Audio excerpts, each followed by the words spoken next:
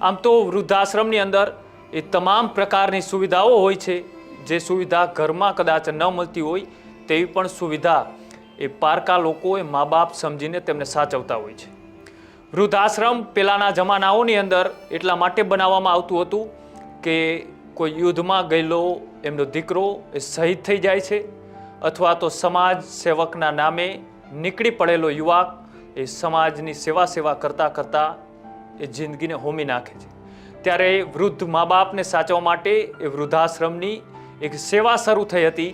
પણ એ સેવા શરૂ થયેલી આજે હવે ક્યાંક ને ક્યાંક એ ઘરમાંથી મા બાપને છોડી અને જે રીતના બાળકને તમે સ્કૂલમાં મૂકો એ માટે એ જ રીતના એ દીકરો કે તેમની દીકરી એ પૈસા ભરીને પણ તેમના મા બાપને વૃદ્ધાશ્રમમાં મૂકી આવે છે કે તમે અમારા મા બાપને સાચવો, હું પૈસા આપીશ, તમારી જે ફી હશે તમામ ફીઓ પણ આપીશ, પણ હું આમને સાચવી નહીં શકું. ઘરની અંદર કામવારીઓ આવતી હોય તેમને પગાર ચૂકવી શકો, પણ તમે એ વૃદ્ધ મા બાપને 2 કે 3 ટાઈમનું જમવાનું પણ ના આપી શકો. કેમ આવી પરિસ્થિતિનું સર્જન એ આપણી ધરતી ઉપર થઈ રહ્યું છે?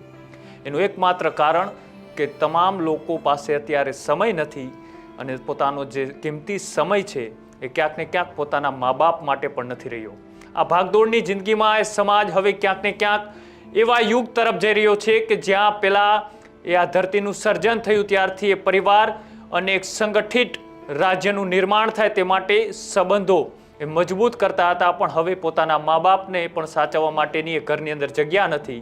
વૃદ્ધ મા બાપ એ વૃદ્ધાશ્રમની અંદર પણ જ્યારે સાંજ પડે ત્યારે દિવસો યાદ કરતો હોય છે. ડગલે ને પગલે એ 9 મહિનામાં રહેલા કુખનો બાળક યાદ આવતો હોય છે,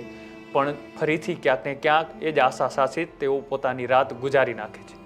હવે આવી ઘટના એ સમાજની અંદર રોકવી ખૂબ જરૂરી છે. ન માત્ર કોઈ વ્યક્તિને દોષ દેવાથી કે ન કોઈ સમાજને દોષ દેવાથી, સૌ કોઈએ, અને ખાસ કરીને યુવા પેઢી કે જે યુવા પેઢી આ જેનજી અત્યારે ખૂબ શોર્ટ સંબંધોમાં માની રહી છે, એ શોર્ટ સંબંધો એ કદાચ બીજા કે પારકાઓ માટે હોઈ શકે, પણ તમને જેને જન્મ આપ્યો છે, જેમને તમે ઉછેરીને મોટા કર્યા છે, તમે જે પદ ઉપર છો કદાચ એમાં તમારી મહેનત હોઈ શકે, પણ એ પદ માટે તમને પહોંચાડવા માટે સૌથી વધારે મહેનત એ શિક્ષક કરતાં પણ વધારે કોઈને ગુરુ તરીકે તમે માની શકો એ મા બાપ હોઈ શકે. અને એ જ મા બાપને તમે જ્યારે ઘરથી તરછોડી મૂકો છો